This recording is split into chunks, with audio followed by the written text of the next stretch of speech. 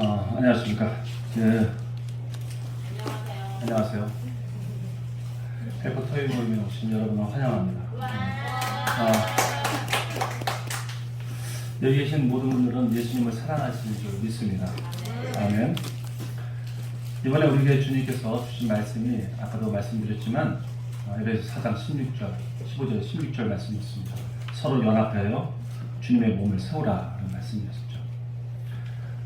우리는 주님의 몸이고 또 각 부분의 지체들입니다. 이러한 지체들이 사랑으로 연합해서 주님 몸을 아름답고 견고하게 세우라는 말씀이신 것이죠. 이곳에 계신 분들은 모두 예수님을 사랑하시고 그분의 몸된 교회를 사랑하시는 줄 믿습니다. 아멘. 그런 분들이 진정한 하나님의 자녀들이라고 말할 수 있을 것입니다. 이제 우리가 나는 하나님의 자녀야 라고 생각하는 것에는 얼마나 놀라운 그 자신의 신분과 사명이 있는지 한번 우리가 배워보도록 하겠습니다. 벌써 한 20년 정도 더 됐던 것 같습니다. 제가 어느 날 운전을 하고 있는데 도로가 꽉 막혀 있는 곳이었습니다. 차를 운전해서 가고 있는데, 그래서 얼마나 막혀 있는지 1시간을 지나가는데도 그 뚫리질 않는 거예요. 한 100m 정도밖에 못 가는 거예요. 1시간이 지났는데 너무 답답하고 힘들었습니다. 차를 돌릴 수도 없었고 또 어떻게 멈출 수도 없었고 그냥 계속 그렇게 가야만 했어요. 교통사고 났는지도 알 수도 없었고, 그래서 겨우겨우 시간이 지나서 그 지체됐던 그 장소를 가보니까 교통경찰 한 명이 이쪽 차선을 계속 막고 있는 거예요. 막고 있고 이쪽 차선을 계속 보내고 있는 거죠. 야, 참 이쪽에 한 20대, 30대 보내고 나서 우리가 한 대 정도 보내는 거예요. 어떤 행사가, 중요한 행사가 있었던 것 같죠. 근데도 나중에 생각해보니까 너무 황당한 거예요. 아니 도대체 어떤 이 권세를 가졌길래, 이런 힘을 가졌길래 이 수백 대, 수천 대가 이 교통경사 한 명이 막고 있는 것을 이거 쩔쩔매고 그냥 지켜야 하고 있는가, 이런 거를 생각하게 됐습니다. 정말 교통에 대해서는 교통경찰이라는 그 신분은 대단하다는 것을 저 그때 느꼈어요. 아무도 이렇게 제지하는 것에 대해서 반론을 제기를 못합니다. 그리고 그냥 무조건 따라요. 순한 양같이 그냥 따라합니다. 뭐 따지지도 않습니다. 정말 대단한 그 신분이에요. 그런데 이런 복장하고 비슷한 복장을 입은 분이 계세요. 모범 운전자 분이 계시죠. 이분들도 처음에 이렇게 교통공사를 합니다. 그런데 한 5분 정도는 이렇게 따라줘요. 근데 그 5분을 넘기면 막 뭐라고 소리 지르고 그냥 무시하고 그냥 가버리죠. 이게 지금 신분의 차이인 것 같아요. 그래서 우리 일상 가운데서 이게 신분이라는 것이 이렇게 중요한 것입니다. 그렇다면 여러분, 그리스도의 신분이라는 것은 과연 무엇일까요? 여러분께서 우리의 신분에 대해서 한번 생각해 보신 적이 있으십니까? 모든 나라에는 신분증이라는 것이 있습니다. 그것은 그 나라 국민이라는 것을 증명하는 것이죠. 그 사람들은 그 나라에서 마땅히 해야 할 것들이 의무가 있습니다. 아이들은 교육의 의무가 있고요. 그리고 또 남자들은 군대 가야 할 의무가 있습니다. 이것은 우리 대한민국의 국민들은 그렇게 해야 합니다. 이처럼 나라의 신분 말고도 또 각자의 신분들이 있는데, 어떤 사람들은 교수의 신분이 있고요. 어떤 사람은 의사의 신분이 있을 수 있죠. 가정에서는 뭐 부모라는 신분이 있고요. 또 자녀라는 신분이 있습니다. 또 이처럼 모든 신분에는 그리고 역할이 있습니다. 의사는 환자에 대한 역할이 있습니다. 그것은 환자의 병을 잘 고쳐줘야 할 그런 의무가 있는 것이고요. 교수는 또 학생들에게 지식을 잘 전달해주고 가르쳐줘야 할 또 그런 역할이 있습니다. 그것을 다 하지 못한다면 그 교수의 신분의 역할을 다 못한 것이죠. 이처럼 우리도 하나님의 아들로서의 역할을 다하지 못한다면 우리는 부끄러운 아들이 될 것입니다. 교수는 학생에게 마땅히 존경을 받아야 하고요. 의사는 환자에게 감사의 마음을 받을 수 있어야 합니다. 우리 그리스도인들도 마찬가지로 하나님의 자랑이 되어야 합니다. 이것이 바로 신분에 맞는 삶인 것이죠. 그렇다면 여러분, 세상 사람들은 우리가 어떻게 하고 있을 때 정말 우리를 그리스도인이라고 말을 할까요? 이제 우리나라에는 기독교인들이 참 많은 것 같습니다. 예수님을 사랑하고 또 그분과 함께하며 그분을 배워가며 살아가기를 원하는 사람들이 참 많이 있는 것 같아요. 그러면 우리가 어떤 삶을 살 때 과연 그 사람들이, 믿지 않는 사람들이 우리를 보고 너는 정말 그리스도인이야 라고 말을 할 수 있을까요? 그냥 교회를 잘 갔다 오는 것으로 그리스도인이라고 말을 할까요? 아니면 어떤 사도들처럼 어떤 병든 자를 일으키고 안진뱅이를 일으키는 그런 능력을 발휘할 때 그리스도인이라고 말할까요? 아니면 세상에서 부자가 되어서 또 많은 번위를 받고 또 지위를 받고 명예를 가지고 이렇게 살아갈 때 그리스도인이라고 말할까요? 아니죠. 많은 사람을 돕고 또 성품이 좋고 또 멋지게 사는 것들은 다 좋은 일들이지만 그것이 그리스도인이라고 말할 수 있는 부분은 아닙니다. 사도행전 11장에서 보면 예수님의 제자들이 비로소 그리스도인이다라고 칭함을 받았다고 말합니다. 우리 예수님의 제자의 삶이 어떠한 삶을 사는지에 대해서 우리는 정말 그래서 알아야 합니다. 그것을 한번 알아봐야 되겠죠. 우리 그리스도의 또 사명이 무엇인지에 대해서 우리는 또 한번 배워봐야 합니다. 그동안 우리는 무엇이 우리의 사명이라고 생각해 왔습니까? 하나님의 자녀이신 여러분, 여러분의 하나님께 주신 사명이 있습니까? 하나님께 주신 꿈이 있으십니까? 비전이 있으십니까? 혹시 이런 비전인가요? 우리 가족이 모두 예수님을 믿는 것? 또 이것이 사명입니까? 아니면 판검사가 되는 것? 아니면 돈을 많이 벌어서 또 세상에 명예를 얻는 것? 아니면 내 분야에 대해서 최고가 되는 것? 이런 것이 사명인가요? 아니면 내 교회의 장로가 되는 것? 이런 것이 나의 비전인가요? 이런 것들은 나의 사명이라고 생각했던 그런 사명이 아닙니다. 이건 비전이 아닙니다.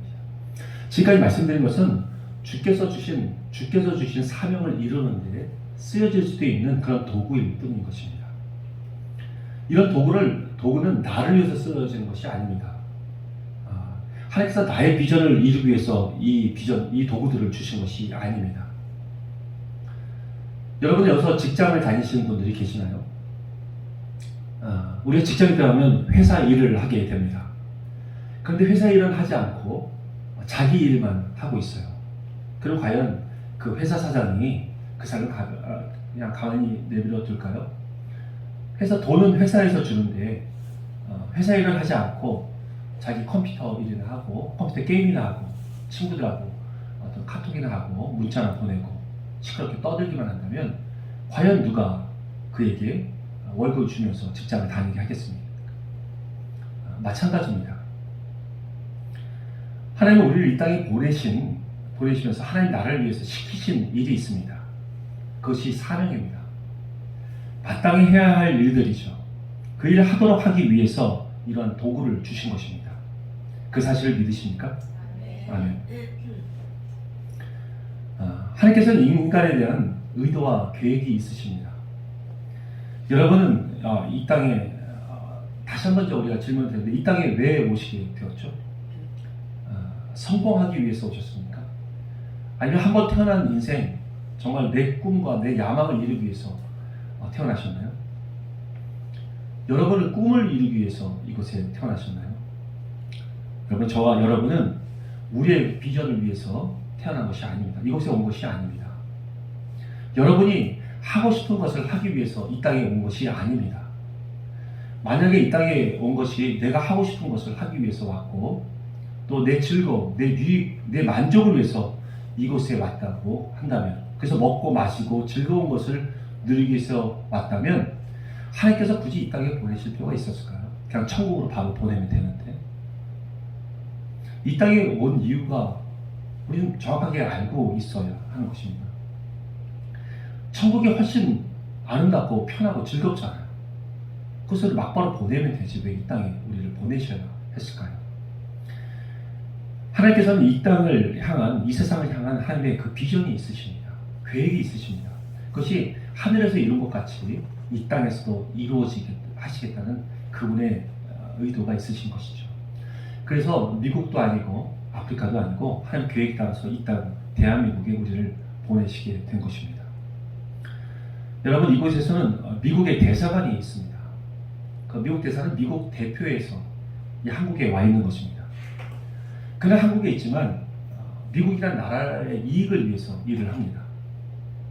월급도 한국에서 주는 것이 아니라 미국에서 줍니다. 그는 한국의 법을 따르지 않고 미국의 법을 따릅니다. 그래서 그는 우리가 치외법권이라고 우리가 얘기를 합니다. 미국 대사관을. 물론 한국에 있을 때에는 차를 운전할 때는 교통법규를 지켜야 하죠. 마땅히 이 한국에 있으면서 지켜야 할 것들은 다 지켜야 합니다. 그러나 그는 한국에 있지만 미국 사람입니다. 우리도 마찬가지입니다. 우리 한국에 태어났지만 한국에 태어났지만 우리는 하나님 나라의 백성입니다. 이 사실을 믿으십니까? 네. 아멘. 빌립보서 3장 20절에서는 우리는 하늘의 시민권을 가진 자라고 말을 합니다. 대단히 중요한 사실입니다. 우리가 하늘의 시민권자라는 말씀이죠. 그러면 우리는 하나님 나라를 먼저 생각해야 하고 이 땅의 하나님 나라, 나의 나라, 나의 영원히 거할 나라를 위해서 우리는 일을 해야 합니다. 그럴 때 그는 고린도후서 5장에서 말씀하시는 하나님 나라의 대사라고 말할 수 있는 것입니다. 그래서 우리는 먼저 그의 나라와 의를 구해야 하는 것입니다. 여러분, 하나님 앞에서 깊이 기도해 보십시오. 그래서 이미 하늘에서 이루어진 나의 모습을 보여달라고 하십시오. 그것은 요셉의 꿈과 같은 것입니다. 그것은 반드시 이 땅 가운데서 이루어질 것입니다.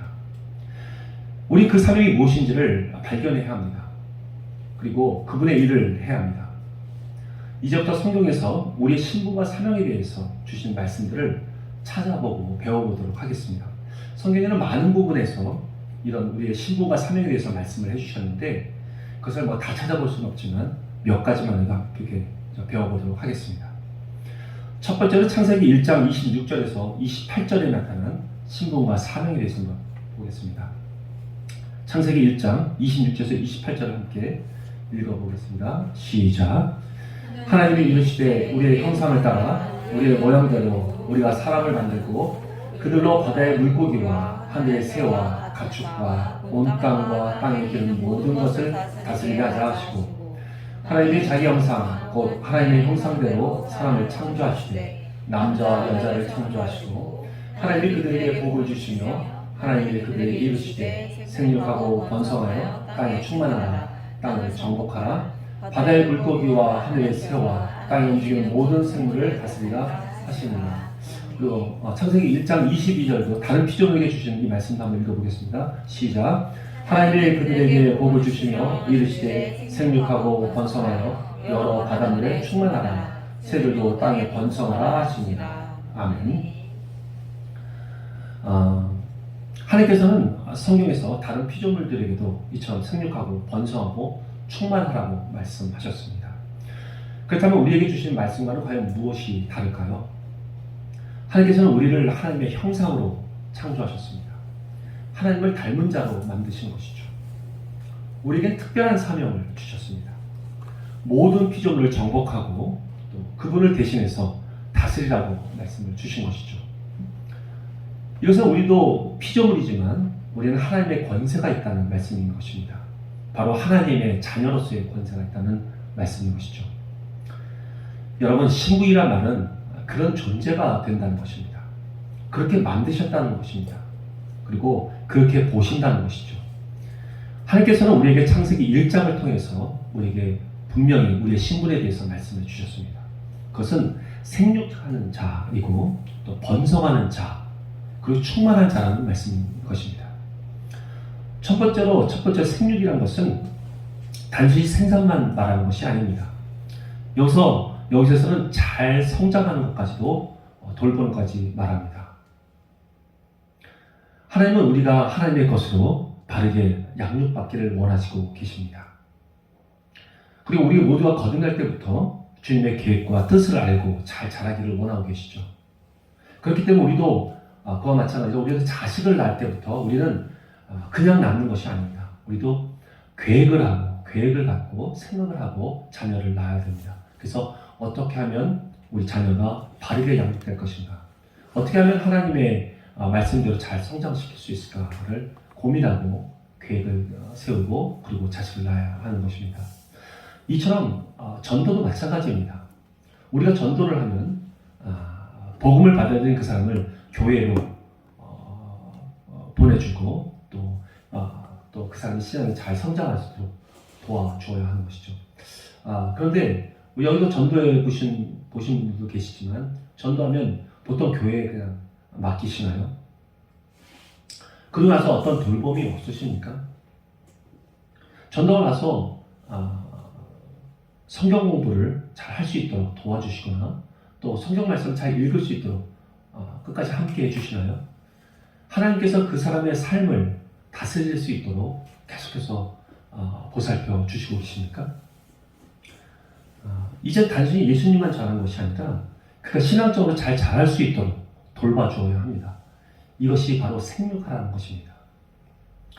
그리고 두 번째로 우리는 번성해야 합니다.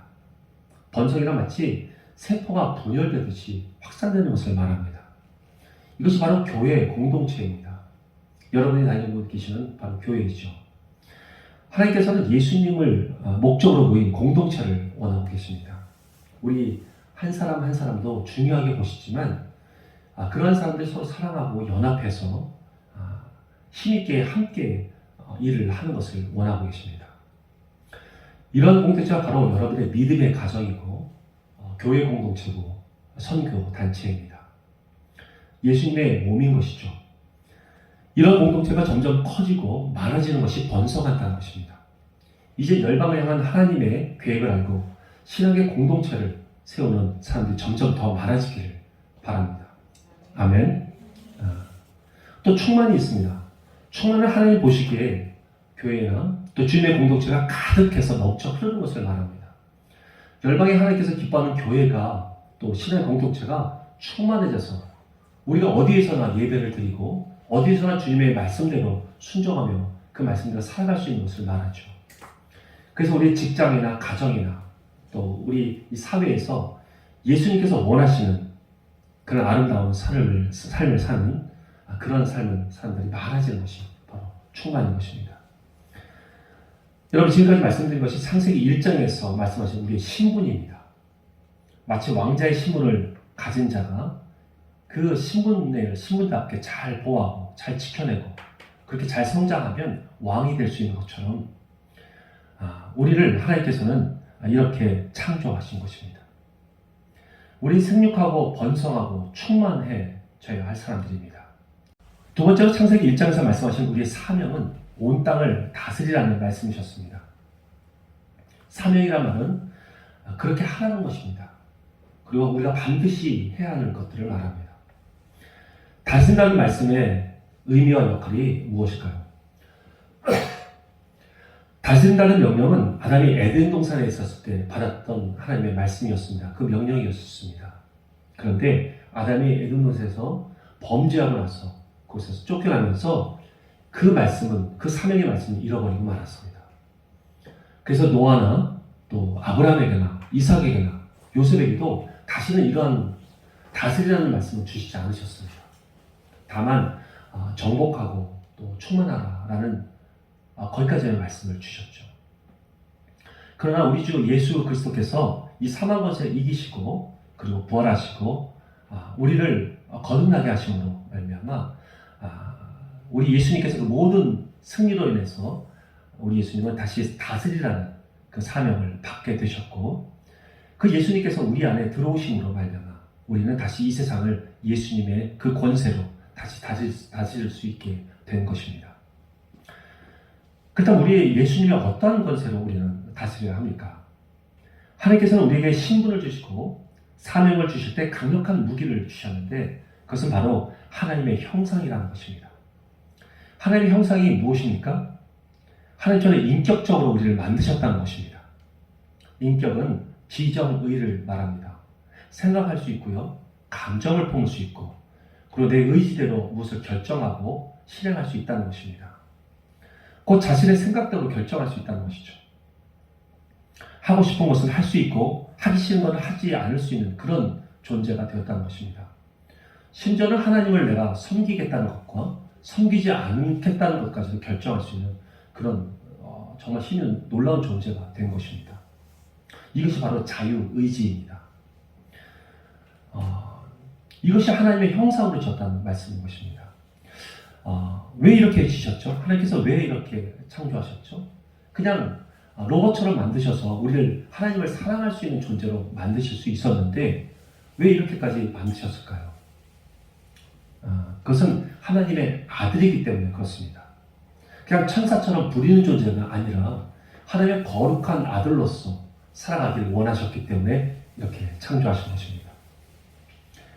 각각 다른 신격을 가지신 우리 세 분의 하나님께서 너무도 사랑해서 한 하나님이 되신 것처럼 모든 다른 인격을 가진 우리 사람들이 서로 살아가고 연합되어서 하나가 될 수 있는 그런 거룩한 존재가 되게 하시려는 계획이셨던 것이죠. 이것이 바로 하나님의 형상이라는 것입니다. 여러분, 하나님께서 창세기 1장을 통해서 우리에게 주신 사명은 온 땅을 다스리라는 명령이라고 말씀드렸습니다. 온 땅이란 모든 만물을 말합니다. 하나님 우리에게 주신 모든 만물을 다스리라고 말씀하셨습니다. 그리고 우리에게 특별히 사람들도 다스려야 합니다. 그런데 하나님을 알지 못하는 사람들은 이 세상 사람들은 이 세상 권세로 사람을 다스리려고 합니다. 돈이나 명예나 또 어떤 지위나 그리고 권력 같은 것으로 사람을 다스리려고 하죠. 그러나 우리는 하나님의 사랑으로 반드시 다스려야 합니다. 그것이 다스림의 기본이 되어야 합니다. 우리 예수님께서도 사랑으로 이 악을 이기신 것처럼 말이죠. 창세기 2장 15절의 말씀을 보면 여기서 경작한다는 말씀이 또 나옵니다. 이 경작한다는 말씀을 한글 개혁으로 우리가 읽어보면 이 말씀은 또 다스린다는 말씀인 것입니다. 그러나 이 다스림은 창세기 1장에서 말씀하셨던 모든 만물을 다스리라는 그 말씀과는 조금 다릅니다. 여기서 이 다스린다는 말씀은 딱딱한 땅을 경작하라는 부드러운 밭으로 좋은 밭으로 만들라는 뜻인 것입니다. 우리는 예수님을 모르는 사람들에게 예수님을 전하기 이전에 먼저 그들의 마음밭을 정말 좋은 밭으로 만들어야 합니다. 이것이 경작하라는 말씀인 것이죠. 복음을 쉽게 받아들일 수 있도록 먼저 하는 그런 일들인 것입니다. 이것을 우리는 다스린다라고 말씀을 하는 것이죠. 예를 들어 이런 것입니다. 저희 조그마한 사례지만 저는 예수님을 26살에 믿게 되었습니다. 그 이전의 삶은 매일 술을 먹고 또 담배 피고 못된 짓도 많이 했던 그런 삶이었습니다. 부모님 말씀도 잘 듣지 않았었죠. 그런데 어느 때 그때 제가 예수님을 믿게 되었고 영접하고 신앙의 삶을 살게 된 것이죠. 그 이후에 저의 삶은 많이 변화가 되었습니다. 담배도 안 피죠. 또 술도 안 마시죠. 그리고 부모님도 잘 모셨습니다. 저희 집안은 철저한 유교 집안이었습니다. 그래서 제사를 항상 드리고 또 절에 가서 또 제사 드리고 하는 그런 집안이었어요. 제가 이러한 신앙생활을 하니까 부모님들은 얼마 안 있다가 그만하겠지 하고 이제 대수롭지 않게 생각을 하셨습니다. 그런데 제가 결혼을 하고 나서도 계속해서 가정을 잘 돌보고 그리고 또 형제들끼리도 좀 우애가 있고 그리고 부모님도 계속해서 잘 모시게 되니까 그 변화된 모습을 부모님이 계속 지켜보고 있었던 것입니다. 그러다 어느 날 제가 부모님에게 이제 이런 잘못된 제사 습관들을 다 버리고 만물 창조하신 하나님과 우리 예수 그리스도를 우리가 믿읍시다라고 말씀을 드렸어요. 처음에는 완강하게 강하게 반대하시다가도 몇 번 더 복음을 전하니까 저의 변화된 모습을 보고 예수를 믿겠다고 하더라고요. 얼마나 감사하던지요. 지금 아버지는 돌아가셨지만 예수님을 믿고 지금 낙원에 가셨습니다. 저는 그들에게 믿음을 강요하지 않았습니다. 그저 변화된 저의 삶을 보여드린 것이죠. 그러나 주님의 때가 됐을 때 얼마나 쉽게 예수님을 영접하던지요. 이런 조그마한 사례가 마음밭을 좋은 밭으로 만드는 그런 사례라고 말씀드릴 수 있을 것 같습니다. 예수님께서도 우리의 마음밭에 대한 비유를 해주셨습니다. 그것은 길가나 돌밭이나 또 가시밭 같은 이런 밭에는 씨가 심겨지지 못한다고 그렇게 말씀하셨죠. 하나님의 복음의 말씀이 들어갈 수가 없는 것입니다. 그렇기 때문에 그 딱딱한 땅을 우리는 기경하고 경작해야 하는 것입니다. 옥토밭으로 만들어야 하는 것이죠. 우리가 그들에게 믿음을 주는 것이 아닙니다. 우리는 그들에게 변화된 삶을 보여주기만 하면 되는 것입니다. 믿음은 하나님께서 그들에게 주시는 것이죠. 잘하게 하시는 분도 하나님이십니다. 그렇기 때문에 우리는 그들에게 주님의 말씀이 잘 들어갈 수 있도록 그의 마음밭을 좋은 밭으로 경작해야 하는 것입니다. 이것이 창세기 2장 15절에서 말씀하시는 다스린다, 경작한다는 뜻입니다. 좋은 밭을 이렇게 만드는 것입니다. 저와 여러분의 삶을 통해서 좋은 밭으로 만들 수 있습니다.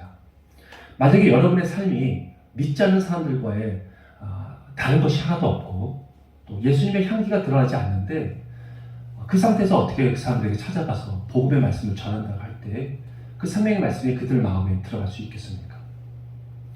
성경을 보면 예수님은 우리가 어떻게 살아야 하는지 모두 말씀해 주셨습니다. 우리가 먼저 그 말씀대로 살 때 우리 주변에 있는 사람들은 저절로 그 마음밭이 좋은 밭으로 바뀌게 되는 것입니다.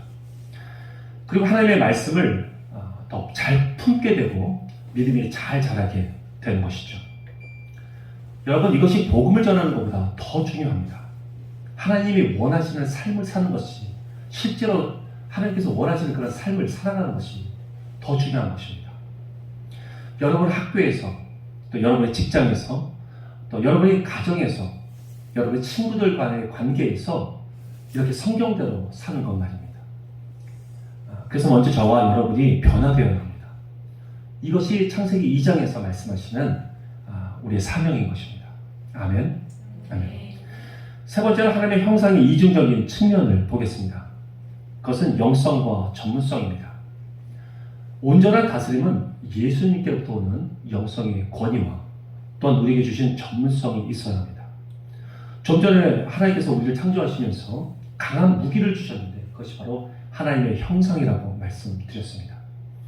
사명을 이루기 위한 이 하나님의 형상은 영성과 전문성으로 나눠집니다. 영성은 먼저 하나님을 알고 그분과 친밀한 관계를 갖는 것을 말합니다. 영성은 하나님과 친밀할 때 우리는 강해집니다. 하나님과 친밀해지길 바랍니다. 하나님과 친밀할 때 여러분의 비전도 잘 발견할 수 있습니다. 영성이란 또한 하나님과 교제하고 또 하나님을 닮아가는 것을 말합니다. 이것이 우리의 권세인 것입니다. 또한 이런 영성에 하나님께서 은사들을 선물로 주십니다. 방언의 은사를 주시기도 하고 또 예언의 은사, 또 이런 어떤 믿음의 은사 같은 것들을 고린도전서 12장에서 말씀하시는 이런 은사들을 주시죠. 이런 은사들을 선물로 받은 영성은 우리를 더욱 강하게 만들죠. 그러나 이러한 영성만 가지고 있다면 이 세상을 풍요롭고 부유하게 만드는 데는 부족합니다. 그래서 그 사명을 위해서 우리에게 주신 이 전문성을 잘 개발하고 또 우리를 잘 닦아내고 더욱더 깨달아가야 되는 것이죠. 전문성이란 무엇일까요? 남들보다 집중된 지식이나 기술을 말합니다. 그것을 가지고 있는 것을 말합니다. 그래서 그것을 발휘할 때 사회적으로 높은 가치를 인정받는 것을 말하죠. 사람이면 누구나 이런 전문적인 실력을 가지고 있습니다. 믿지 않는 사람에게도 마찬가지입니다. 하나님께서 이러한 자에게 모든 사람에게도 이런 전문적인 실력을 주셨습니다. 바로 이것이 전문성이고 재능입니다. 이러한 재능은 절대 없어지지 않습니다. 그리고 누구나 이 재능은 반드시 있습니다. 여러분 모두가 이렇게 하나님께 주신 재능을 잘 발견하시길 바랍니다. 아멘. 재능은 사회적으로 그 가치를 인정하는 전문적인 실력이라고 말씀드렸습니다. 그것을 발견하고 개발해서 하나님의 일에 사용할 때 그 실력은 엄청나게 돋보이게 됩니다. 그리고 힘을 받게 되죠. 왜냐하면 하나님의 일을 하기 위해서 그 전문성을 주신 것이기 때문입니다. 우리는 하나님의 일을 하려고 할 때 내가 하고 싶은 것을 하는 것이 아니라 내가 잘하는 것을 가지고 해야 합니다. 이럴 때 순풍의 돛담배처럼 아주 힘있게 앞으로 나아갈 수 있게 되는 것이죠. 그러므로 여러분이 가진 그 전문성을 잘 개발해서 주님의 나라를 위해서 사용할 수 있어야 되는 것입니다. 또한 전문성을 하나님의 뜻과 방법대로 하지 않는다면 그것은 불법된 것이며 악한 것이라고 할 수 있습니다. 성경에서 악하다고 표현하는 것은 주님의 뜻대로 하지 않는 모든 것을 말합니다. 그것이 불순종입니다. 하나님께 주신 전문성으로 자신이 원하는 것만 하고 있다면 그런 불의한 종에 하나님께서는 내가 너를 정녕 모른다라고 말씀하셨죠. 성경에서 그렇게 말씀하십니다. 내가 예수님의 이름으로 귀신도 쫓아내고 안진병이도 일으켰는데 저를 모르십니까? 라고 물어봤을 때 예수님께서는 불의를 행한 자 내가 너를 정녕 모른다라고 나를 떠나라라고 말씀하시죠. 여러분 주님께부터 받으신 전문성은 주님의 방법대로 이 세상에서 나타내셔야 합니다. 그리고 주님의 주신 그 사명을 감당하셔야 합니다. 그렇게 할 때 주님은 여러분을 더 높이시고 그리고 온 세계의 리더자로 사용하실 수 있는 것입니다. 여러분 지금의 이 세상은 하나님을 모르는 사람들이 너무나도 많은 것 같습니다. 안다고 해도 제대로 아는 사람들이 별로 없는 것 같아요. 그래서 예수 그리스도의 가르침이 보여지지 않는 것 같습니다. 그것은 한국 땅이나 또 선진국 땅이나 이방 땅이나 다 마찬가지인 것 같습니다. 정치하는 분들은 자신의 유익보다도 먼저 나라와 국민을 먼저 생각해야 합니다. 또 사업하는 분들은 법을 지켜가면서 사업을 하셔야 되죠. 그리고 번 돈으로 가난한 자를 도와야 하고 또 많은 사람을 도와주는 데 사용되어야 합니다. 이것이 그리스도의 가르침입니다. 또한 가정에서 서로 사랑하고 또 부부끼리 또 이혼하지 말고 자녀들을 사랑으로 소중하게 길러줘야 합니다. 이와 같은 삶을 살아야 합니다.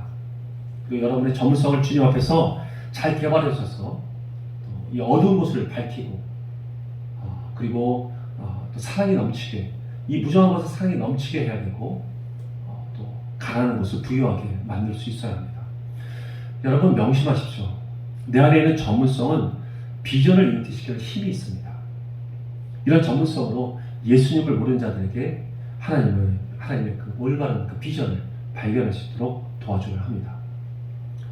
자, 이제 창세기 1장과 2장에서 신분과 사명을 창세기 1장과 2장에서 주신 신분과 사명에 대해서 한번 정리를 해보겠습니다. 우리의 신분이 무엇이라고 했죠? 생육하고 번성하고 충만한 것이라고 말씀드렸습니다. 이 말씀은 아이를 낳더라도 기도하고 계획을 갖고 아이를 낳는 것처럼 전도를 해도 잘 성장할 수 있도록 끝까지 돕는 것이라고 말씀을 드렸습니다. 그리고 하나님의 말씀대로 잘 양육하고 교회를 세우고 모든 사회에서 하나님의 가르침대로 살 수 있도록 돕는 것이라고 했습니다. 이것이 번성이고 충만한 것이라고 또 말씀을 드렸죠. 그럼 창세기에서 말씀하신 사명은 무엇이었죠? 그것은 다스리는 것이었습니다. 다스릴 때 하나님의 사랑으로 다스려야 합니다. 그리고 그들의 마음을 경작하라고 했습니다. 그것은 우리의 변화된 삶을 보여주는 것이라고 말씀드렸죠. 이것은 복음을 전하는 것보다 더 중요합니다. 그리고 우리에게 잘 다스릴 수 있도록 우리에게 강력한 무기를 주셨는데 그것은 하나님의 형상이라고 말씀드렸습니다. 그것은 영성과 전문성으로 나눠지고 또 영성은 하나님을 알아가는 것 그리고 그것은 우리의 권세입니다. 전문성은 사회를 유익하게 만들고 또 부유하게 만들 수 있는 그런 전문적인 실력이고 재능이라고 말씀드렸습니다. 이제 이러한 강한 것들을 사용해서 주님의 나라를 바르게 세우고 또 올바르게 일으킬 수 있는 저와 여러분이 되시기를 바랍니다. 아멘. 두 번째는 창세기 12장 1절에서 3절에 나타난 신분과 사명에 대해서 말씀을 드리겠습니다. 한번 함께 읽어보겠습니다. 시작. 여호와께서 아브라함에게 이르시되 너는 너의 고향과 친척과 아버지의 집을 떠나 내가 네게 보여줄 땅으로 가라. 내가 너로 큰 민족을 이루고 네게 복을 주어 네 이름을 창대하게 하리니 너는 복이 될지라. 너를 축복하는 자에게는 내가 복을 내리고 너를 저주하는 자에게는 내가 저주하리니 땅의 모든 족속이 너로 말미암아 복을 얻을 것이라 하신지라. 아멘. 첫 번째 신분은 큰 민족, 창대케 하는 것입니다. 창대케 되는 것입니다. 큰 민족이라는 말씀은 무슨 말씀일까요? 바로 하나님께서 택하신 민족이라는 것입니다. 세상에서 하나님의 말씀대로 살고 하나님의 성경적인 원리 원칙대로 사는 그런 민족이 된다는 것입니다. 하나님을 알지 못하는 이방 민족하고는 다른 민족이라는 말씀인 것이죠. 거룩하고 구별됐다는 말씀입니다. 우리는 거룩한 자들입니다. 세상과는 구별된 그런 백성들입니다. 우리에게 이러한 정체성이 있어야 합니다.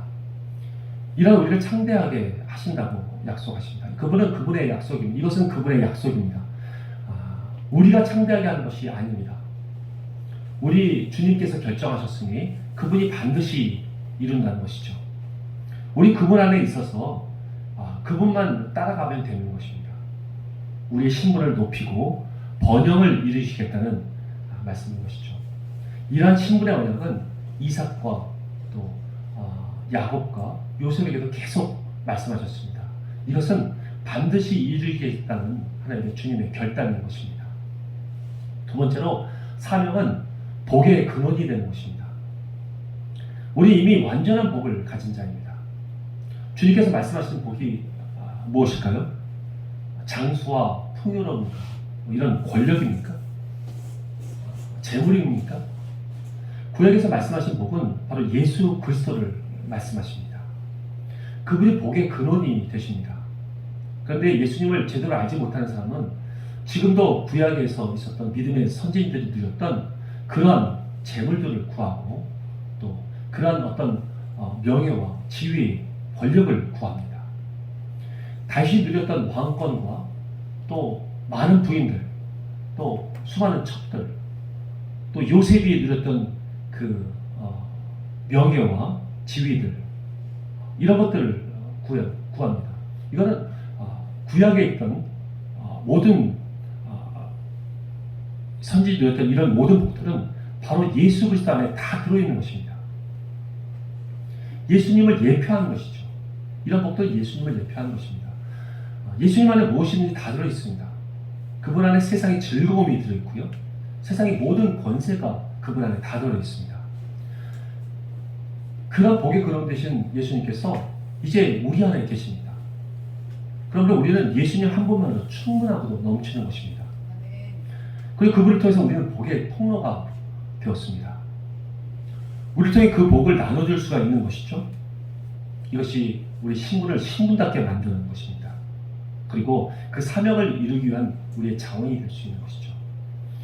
그럼 우리는 이러한 복을 어떻게 세상에 전달할 수 있을까요? 이러한 성경적인 복을 5가지 차원에서 우리는 나눠줄 수 있습니다. 그것은 영적으로, 또 정신적으로, 육체적으로, 그리고 물질적으로, 또 사회 환경적으로 그것을 이 복을 우리는 나눠줄 수가 있습니다. 영적인 것은 무엇일까요? 그래서 우리가 예배하는 것, 또 하나님을 찬양하고 경배하고 또 말씀을 듣는 것들, 이런 것들을 복음을 통해서나 또 전도를 통해서 우리 그들에게 나눠줄 수가 있습니다. 정신적으로는 우리가 올바른 성경의 원리 원칙들, 또 세계관들, 가치관들, 이런 것들을 그들에게 전달해 줄 수가 있습니다. 육체적으로는 예수 그리스도의 사랑을 우리가 직접 가지고 그들을 만나서 그들을 섬기고 도와줄 수가 있습니다. 물질적으로는 우리가 주께서 주신 그 재정을 가지고 그들을 충분히 도울 수 있게 되죠. 사회 환경적으로는 각자의 전문성을 가지고 또 사회적인 영향력을 가지고 우리 주의 사랑을 전할 수 있게 됩니다. 우리 이러한 5가지 방법으로 우리 복되신 예수 그리스도를 온전히 전달할 수 있습니다. 하나님께서 이러한 방법으로 하늘의 복을 전달할 수 있도록 우리 각자에게 맞는 환경을 주신 것입니다. 그러므로 우리가 가진 이 환경과 또 상황을 통해서 적극적으로 이 복을 전달해야 하는 것입니다. 아멘. 더 나아가 이러한 5가지 방법으로 복을 나눠주면서도 계속해서 자기의 복을 더 증대시키는 방법이 있습니다. 그것은 즉시로 그 복을 나눠주는 것입니다. 고대 근동 지방에 있었던 그 우물들이 있었습니다. 그 우물들은 즉시로 퍼내지 않았으면 물이 썩어서 먹을 수가 없게 되었습니다. 자기 욕심을 부려서 나만 쓸 거야 라고 한다면 퍼내지 않아서 썩어서 자기도 먹을 수 없는 그런 우물이 되고 말았죠. 그래서 그 우물들을 항상 퍼내야 했습니다. 모든 사람이 나눠 먹어야 했습니다. 그럴 때 썩지 않고 계속해서 그 물은 공급이 되기 때문입니다. 우리도 마찬가지입니다. 우리도 즉시로 퍼서 그 복을 나눠줘야 합니다. 그렇지 않으면 사단이 그 마음을 뺏어갑니다. 그래서 그 복도 사그러지고요. 그걸 나눠줄 수가 없게 되죠. 그러면 우리도 그 복을 못 갖고 상대방도 복을 못 갖는 그런 현상이 일어나죠. 저도 부족했던 경험이 있습니다. 여러분도 다 한 번씩 경험했을 그럴 만한 경험입니다. 지하철 타고 가는데 어떤 거린이 구걸을 하기 시작했습니다. 저는 주머니에 쥐어서 도와주려고 꺼내는데 1,000원짜리가 없는 거예요. 평상시 1,000원짜리나 뭐 5,000원짜리는 가지고 다니면서 이렇게 나눠줬었습니다. 근데 그때 좀 어려운 상황이었지만 10,000원짜리밖에 없는 거예요. 그러니까 약간 주춤했습니다. 제가 좀 판단을 참 제가 잘못했지만 이 거리라는 이기 때문에 10,000원짜리가 좀 많아 보이는 그런 느낌이 들었나 봐요. 좀 멈칫했습니다. 그리고 고민하고 있는데 이미 다른 칸으로 넘어갔습니다. 그래서 마음을 좀 다시 잡고 주기로 결정을 했습니다. 그런데 안 돌아오는 거예요. 지하철이 내렸어요. 그 결이 내렸나 봐요. 얼마나 마음이 답답하고 힘들었는지 정말 이 복을 흘려보낼 수 있는 찬스를 놓친 거예요. 마음이 너무 안 좋았습니다. 그 다음부터는 절대로 그런 고민을 하지 않습니다. 제가 10,000원짜리가 있든 50,000원짜리든 하나님 마음 주시면 바로 그냥 드립니다. 여러분들도 마찬가지죠. 이렇게 하나님께서 이런 마음을 주셔서 우리 즉각적으로 나눠줘야 합니다. 그렇지 않으면 어떤 복이 막혀있는지는 잘 몰라요. 하나님은 다양한 복을 우리에게 복을 주시거든요. 여러분 이제는 그다음에 또 성경적인 복을 누구에게 나눠줘야 합니까? 3절에서 보면 모든 족속들이라고 말씀하십니다. 우리 열방에 있는 모든 족속들에게 이 복을 나눠줘야 합니다. 샤머니즘적인 종교관을 가진 이 복은 자기 자신 그리고 자기 가족들 그리고 더 기껏해야 자기 직계 공동체의 유익과 만족을 위해서 합니다. 나눠주고 거기에만 나눠줍니다. 그러나 자기가 별 관계없는 그런 공동체에는 관심이 별로 없죠. 이것은 우리 기독교인들 중에서도 샤머니즘적인 그런 기독교관을 가지고 있는 사람들은 또 이런 형식을 이런 형태를 가지고 있습니다. 그런 영향을 받아서 그렇죠. 우리 열방에 있는 주님의 모든 백성들에게 이 복을 나눠줘야 합니다. 하나님께서 관심을 가지시고 또 사랑하는 그들에게 우리는 다 나눠줘야 됩니다. 이 복을 나눠줘야 됩니다. 예수 그리스도를 나눠줘야 합니다. 아멘. 아멘. 세 번째로 세례 요한의 신분과 사명에 대해서 우리가 또 함께 배워보겠습니다. 한 23절만 함께 읽어보겠습니다. 시작. 이르시되 나는 선지자 이사야 말과 같이 주의 길을 곧게 하라고 광야에서 외치는 자의 소려라 하니라. 아멘. 우리 각자에서 자기 위치에서 있는 자기 책임을 정확하게 알아야 합니다. 세례 요한의 신분은 광야에서 외치는 자의 소리였습니다. 광야에 있다는 말은 개척자라는 말입니다. 곧 문을 연다는 말이죠. 또한 그는 외치는 자의 소리였습니다. 소리란 일하고 사라져야 합니다. 자기가 드러나서는 안 되는 것이죠. 외치고 그는 사라져야 했습니다. 우리가 자신의 신분을 잘 알고 나면 우리는 자족할 수 있게 됩니다. 그럼 성경 전체가 나에게 주시는 생명의 말씀인지를 우리가 온전하게 해석하기 시작하죠. 세례 요한의 사명은 또 무엇이었습니까? 그는 주의 길을 곧게 하는 자였습니다. 우리 예수님께서 효과적으로 그 사역을 하실 수 있도록 자리를 마련하는 자였죠. 세례 요한은 그 사명에 충실했습니다. 그는 자신의 사명을 정확하게 알고 있었기 때문에 본인의 사역에 충실할 수 있었던 것입니다. 그러므로 저와 여러분도 우리 자신의 신분과 사명이 무엇인지를 정확하게 알아야 하는 것입니다. 그럴 때 주님의 나라와 의는 우리를 통해서 이루어지는 것입니다. 아멘. 네 번째로 예수 그리스도의 신분과 사명입니다. 마태복음 16장 16절 말씀입니다. 함께 읽어보겠습니다. 시작. 시몬 베드로가 대답하여 이르시되 주는 그리스도시요 살아계신 하나님의 아들입니다. 아멘. 첫 번째로 예수님의 신분은 하나님의 아들이십니다. 여러분, 살아계신 하나님의 아들이라는 말씀이 갖는 의미가 무엇일까요? 살아계신다는 말씀은 이 땅의 죽은 신들과는 대조가 되는 표현입니다. 하나님께서는 스스로 영존하시고 영원토록 존재하신다는 말씀인 것이죠. 그리고 영화로우신 분들입니다. 영화로운 분입니다. 또 생명을 보호하시는 생명의 근원이 되시는 분이시죠. 과거와 더불어 현재 그리고 미래까지도 살아 역사하시는 분이심을 나타냅니다. 그리고 본문을 지역해보면 그것은 하나님의 그 아들이라는 말입니다. 그 아들이라는 말은 예수님의 그 신격을 나타내는 것입니다. 그 신성을 강조하는 표현인 것이죠. 그래서 예수님만이 영원토록 지존하신 하나님의 독생자이심을 나타내는 말씀인 것입니다. 히브리서 1장 2절의 말씀에서는 이 모든 날 마지막에는 아들을 통해서 우리에게 말씀하셨으니 이 아들을 만유의 상속자로 세우시고 또 그로 말미암아 모든 세계를 지으셨느니라 라고 말씀하십니다. 하나님은 아들을 통해서 말씀하십니다. 예수님께 이 말씀의 권세를 하나님께서 주셨습니다. 그 말씀으로 만물을 지으셨죠. 바로 창조자이십니다. 그리고 하나님의 아들됨은 만유의 상속자가 된다는 말씀인 것이죠. 하나님의 모든 권세가 예수님께 있습니다. 아멘. 두 번째, 예수님의 사명은 그리스도이십니다. 그리스도는 히브리어로 기름 부음을 받은 자라는 말씀입니다. 이는 예수님께서 하나님의 기름 부음을 받으신 분이시고 하나님의 일을 하는 하나님의 종으로 택정받으셨다는 그 말씀인 것입니다. 구약에서 이러한 기름 부음은 왕이나 제사장이나 그리고 선지자를 임명할 때 시행됐던 것입니다. 또한 이것은 또 하나님께서 그들에게 또 권능의 지위와 또 그것을 행할 수 있는 그런 권리를 함께 주셨음을 의미합니다. 이와 마찬가지로 우리 예수님께서도 기름 부음을 받으신 것은 바로 왕으로서 대제사장으로서 또 선지자로서 역할을 감당하실 분이시고 또 그분에게는 하나님의 모든 또 권세와 권위와 그리고 모든 지위와 또 모든 권리를 이양해 주셨음을 의미합니다.